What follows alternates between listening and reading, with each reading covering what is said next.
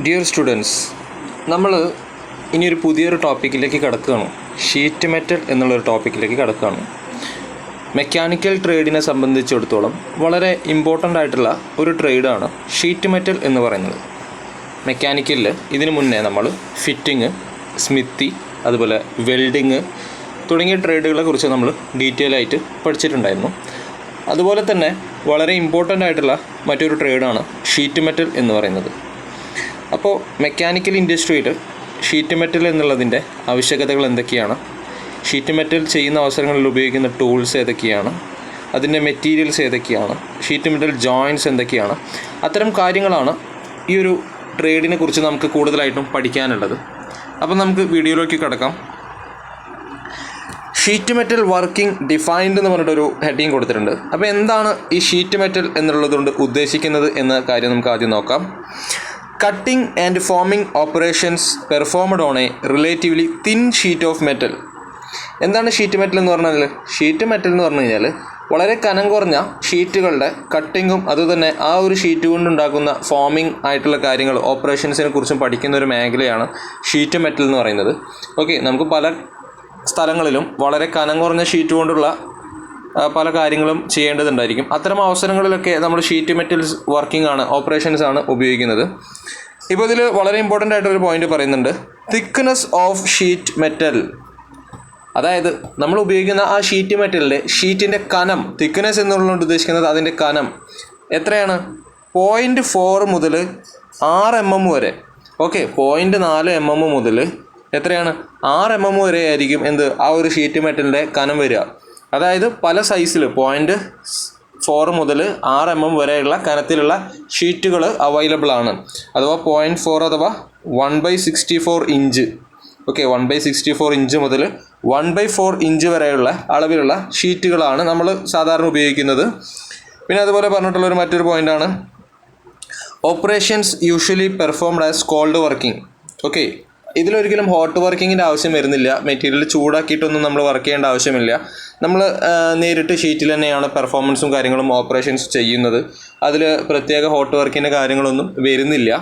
Okay, പിന്നെ എന്തൊക്കെയാണ് sheet മെറ്റലിലെ workings കാര്യങ്ങൾ എന്തൊക്കെയാണെന്ന് കുറച്ച് പോയിൻറ്റ്സ് ആയിട്ട് പറഞ്ഞിട്ടുണ്ട്. അപ്പോൾ അത് ഓരോന്ന് എന്തൊക്കെയാണെന്ന് നമുക്ക് ജസ്റ്റ് ഒന്ന് നോക്കാം. കട്ടിംഗ് ഓപ്പറേഷൻസ്, അതുപോലെ bending operations, drawing, other sheet metal forming operation അഥവാ forming operations, dies and presses for sheet metal process, sheet metal operation not performed on press, bending of tube stocks. ഇതൊക്കെ എന്താണ്? Sheet metal working ആണ്. ഏതൊക്കെയാണ്? Cutting operations, bending operations, drawing, other sheet metal forming operations, dies and press for sheet metal processes, sheet metal operation not performed on presses, bending of tube stocks. ഇതൊക്കെ എന്താണ്? Common ആയിട്ടുള്ള sheet മെറ്റലിൽ നടക്കുന്ന metal working പ്രോസസ്സുകളാണ്. അപ്പോൾ അതിനെക്കുറിച്ചൊക്കെ നമ്മൾ detail ആയിട്ട് പഠിക്കുന്നുണ്ട്. ഇതിപ്പോൾ ജസ്റ്റ് ഒരു പോയിന്റ് ആക്കിയിട്ട് പറഞ്ഞതാണ്. ഓക്കെ, ഇനി ഷീറ്റ് ആൻഡ് പ്ലേറ്റ് മെറ്റീരിയലിൻ്റെ പ്രോഡക്റ്റുകൾ. ഓക്കെ, എവിടൊക്കെയാണ് ഷീറ്റ് മെറ്റലിൻ്റെ പ്രോഡക്റ്റുകൾ വരുന്നത്? നമുക്കിപ്പോൾ സംശയം ഉണ്ടായിരിക്കും, ഈ ഷീറ്റ് വെച്ചിട്ട് നമ്മൾ എവിടൊക്കെയാണ് ഉപയോഗിക്കുന്നത്, ഇതൊക്കെ നമ്മുടെ നിത്യജീവിതത്തിൽ ആവശ്യമുള്ളതാണോ, അല്ലെങ്കിൽ നമ്മൾ ഇതൊക്കെ യൂസ്ഫുള്ളായിട്ട് ചെയ്യുന്നുണ്ടോ എന്നൊക്കെ ഒരുപാട് പേർക്ക് സംശയം ഉണ്ടാവും. അപ്പോൾ നമുക്ക് നോക്കാം ഏതൊക്കെ ഏരിയയിലാണ് ഷീറ്റ് മെറ്റൽ എന്നുള്ള ഒരു ട്രേഡിൻ്റെ ആപ്ലിക്കേഷനുകൾ വരുന്നത് എന്ന് നമുക്ക് നോക്കാം. എന്താ പറയുന്നത്? Sheet and plate metal parts for consumers and industrial product such as. അങ്ങനെ ഒരുപാട് പോയിന്റ് പറഞ്ഞിട്ടുണ്ട്. അപ്പോൾ അവിടെയൊക്കെ നമ്മൾ ഷീറ്റ് മെറ്റൽ ഉപയോഗിക്കുന്നുണ്ട്. ഫസ്റ്റ് ഇമ്പോർട്ടൻ്റ് ആയിട്ടുള്ളൊരു പോയിൻ്റാണ് ഓട്ടോമൊബൈൽസ് ആൻഡ് ട്രക്സ്. നമ്മുടെ ഓട്ടോമൊബൈൽ എന്ന് പറയുമ്പോൾ കാറും ബൈക്കും ഒരുപാട് കാര്യങ്ങളും വരും. അതിൽ വരുന്നതാണ് ട്രക്കും കാര്യങ്ങളൊക്കെ ഉൾപ്പെടും. അപ്പോൾ കാറിൻ്റെ ബോഡി, അതുപോലെ ട്രക്കിൻ്റെ ബോഡി, ബൈക്കിൻ്റെ ബോഡി, ഇതൊക്കെ ഉണ്ടാക്കുന്നത് എന്തുകൊണ്ടാണ്? ഈ ഷീറ്റ് മെറ്റൽ കൊണ്ടാണ്. ഓരോ കാറിന് ചിലപ്പോൾ ഓരോ കമ്പനിക്ക് അനുസരിച്ച് ആ ഒരു ഷീറ്റിൻ്റെ തിക്നെസ്സിൽ, അതിൻ്റെ കനത്തിൽ മാത്രമാണ് മാറ്റങ്ങൾ വരുന്നത്. യൂസ് ചെയ്യുന്നത് എല്ലാ വാഹനത്തിലും എന്താണ്? ഷീറ്റ് തന്നെയാണ് നമ്മൾ എന്ത് ചെയ്യുന്നത്? ഓട്ടോമൊബൈൽ ഇൻഡസ്ട്രിയിൽ യൂസ് ചെയ്യുന്നത്. കാരണം വാഹനത്തിൻ്റെ വെയിറ്റ് പരമാവധി കുറയ്ക്കുക എന്നുള്ള ഒരു ലക്ഷ്യത്തോടു കൂടിയാണ് ഷീറ്റും കാര്യങ്ങളൊക്കെ യൂസ് ചെയ്യുന്നത്. പിന്നെ ഓരോ വാഹനത്തിൻ്റെ സേഫ്റ്റിക്ക് അനുസരിച്ച് അതിൻ്റെ തിക്നെസ്സിൽ വളരെയധികം മാറ്റങ്ങൾ വരാറുണ്ട്. ഓക്കെ, മാരുതി കാറിൻ്റെ തിക്നെസ് ആയിരിക്കില്ല ചിലപ്പോൾ ഫോർഡിൻ്റെ മോഡൽസിനുണ്ടായിരിക്കുക. അപ്പോൾ ചെറിയ ചെറിയ വ്യത്യാസം ഉണ്ടായിരിക്കും. ഞാൻ ഈ ഒരു വീഡിയോൻ്റെ തുടക്കത്തിലേ പറഞ്ഞു, ഷീറ്റ് മെറ്റലിലെ കനം എന്ന് പറയുന്നത് 0.4 mm മുതൽ 6 mm വരെ അവൈലബിൾ ആണെന്നത്. അതിലും കൂടിയതുണ്ട്.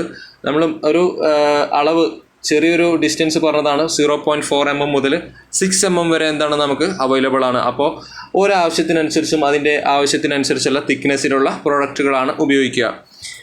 ഫസ്റ്റ് പോയിന്റ് നമ്മൾ പറഞ്ഞു ഓട്ടോമൊബൈൽ ആൻഡ് ട്രക്ക് എന്ന് പറഞ്ഞു. പിന്നെ രണ്ടാമത് എയറോപ്ലെയിൻ്റെ ഇൻഡസ്ട്രിയിൽ എയറോപ്ലെയിൻ മേക്കിങ്ങിനും കാര്യങ്ങളിലൊക്കെ യൂസ് ചെയ്യുന്ന എന്താണ്, ഷീറ്റ് തന്നെയാണ്.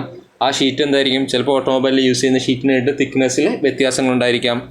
റെയിൽവേ, അതുപോലെ ലോക്കോമോട്ടീവ്സ്, റെയിൽവേൻ്റെ ബോഗികളും കാര്യങ്ങളും ഉണ്ടാക്കുന്ന സ്ഥലങ്ങളിൽ നമ്മൾ എന്ത് യൂസ് ചെയ്യുന്നുണ്ട്, ഈ ഷീറ്റ് മെറ്റൽ യൂസ് ചെയ്യുന്നുണ്ട്.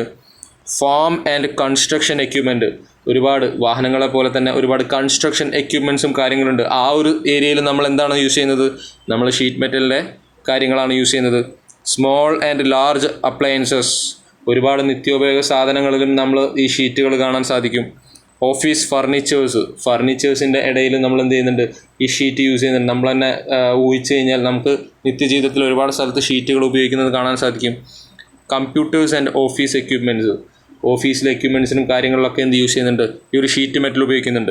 അപ്പോൾ നമ്മൾ ഒരു നിസ്സാരമായി ട്രേഡായിട്ട് ഇത് കാണേണ്ട ആവശ്യമില്ല. വളരെ ഇമ്പോർട്ടൻ്റ് ആയിട്ടുള്ള ട്രേഡാണെന്ന് അതിൻ്റെ ആപ്ലിക്കേഷൻസ് കണ്ടപ്പോൾ തന്നെ നമുക്ക് മനസ്സിലായിട്ടുണ്ടാവും.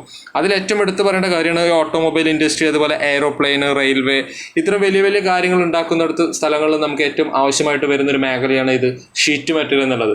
അപ്പോൾ നമുക്ക് ഊഹിക്കാവുന്നതാണ്, നേരത്തെ നമ്മൾ പഠിച്ചു കഴിഞ്ഞാൽ വെൽഡിങ്ങിനെ പോലെ തന്നെ വളരെ ഇമ്പോർട്ടൻ്റ് ആയിട്ടുള്ള ഒരു ട്രേഡാണ് ഇത് ഷീറ്റ് മെറ്റൽ എന്നും, വളരെ സ്കോപ്പുള്ള ഒരു ട്രേഡാണ് ഇത് ഷീറ്റ് മെറ്റൽ. അതിൻ്റെ ആപ്ലിക്കേഷൻസ് നമ്മളൊരു മനസ്സിൽ ഓർത്ത് കഴിഞ്ഞാൽ തന്നെ നമുക്ക് എന്ത് ചെയ്യാൻ പറ്റും, അതിൻ്റെ ഇമ്പോർട്ടൻസ് താനെ മനസ്സിലാവും. അപ്പോൾ ഇനി നമ്മൾ പഠിക്കാൻ പോകുന്നത് advantages of sheet metal parts ആണ്. അപ്പോൾ ഷീറ്റ് മെറ്റൽ ഉപയോഗിക്കുന്നതുകൊണ്ട് കൊണ്ടുള്ള ഗുണങ്ങൾ എന്തൊക്കെയാണ്, അഡ്വാൻറ്റേജസ് എന്ന് പറഞ്ഞു കഴിഞ്ഞാൽ ഗുണങ്ങൾ, ഷീറ്റ് മെറ്റൽ ഉപയോഗിക്കുന്നതുകൊണ്ട് ഗുണങ്ങൾ എന്തൊക്കെയാണെന്നുള്ളതാണ് ഈ ഒരു സ്ലൈഡിൽ നോക്കുന്നത്. Advantages of sheet metal. First point എന്താണ്, ഹൈ സ്ട്രെങ്ത് ആണ്. നമ്മൾ വിചാരിക്കും ഷീറ്റല്ലേ, ഷീറ്റിനൊക്കെ എത്ര സ്ട്രെങ്ത് ഉണ്ടോയെന്ന്. അപ്പോൾ നമ്മളൊന്ന് നമ്മുടെ വാഹനങ്ങളെ കുറിച്ച് ചിന്തിക്കുക. വാഹനങ്ങളൊക്കെ സ്ട്രോങ് ആണ്, റെയിൽവേ ഒക്കെ സ്ട്രോങ് ആണ്, എയറോപ്ലെയിനും കാര്യങ്ങളൊക്കെ എന്താണ്, സ്ട്രോങ് ആണ്. അപ്പോൾ എന്താണ്, ഹൈ സ്ട്രെങ്ത് ആണ്. അതുപോലെ ഗുഡ് ഡയമെൻഷനൽ അക്യുറസി എന്ന് പറഞ്ഞു കഴിഞ്ഞാൽ കൃത്യമായിട്ട് നമുക്ക് ചെയ്യാൻ പറ്റും, കൃത്യമായ അളവിൽ നമുക്ക് എന്ത് ചെയ്യാൻ പറ്റും, ഷീറ്റ് മെറ്റൽ വർക്കിങ്ങും കാര്യങ്ങളും ചെയ്യാൻ പറ്റും. നമ്മളൊരു വാഹനത്തെ എടുത്ത് നോക്കിക്കഴിഞ്ഞാൽ തന്നെ അതിൻ്റെ ഫിനിഷിങ്ങും കാര്യങ്ങളും നമുക്ക് അറിയാവുന്നതാണ്. അത്രയും പെർഫെക്റ്റ് ഫിനിഷിങ്ങോട് കൂടിയിട്ടാണ് ചെയ്യുന്നത്. അതങ്ങനെ ചെയ്യാൻ പറ്റുന്നതിൻ്റെ മെയിൻ കാരണം എന്താണ്, ഈ ഷീറ്റ് മെറ്റലിൽ നമുക്ക് ചെയ്യാൻ പറ്റുന്ന വർക്കിങ്ങിന് വളരെ സിമ്പിളായിട്ട് യൂസ് ചെയ്യാൻ പറ്റും എന്നുള്ളതാണ്.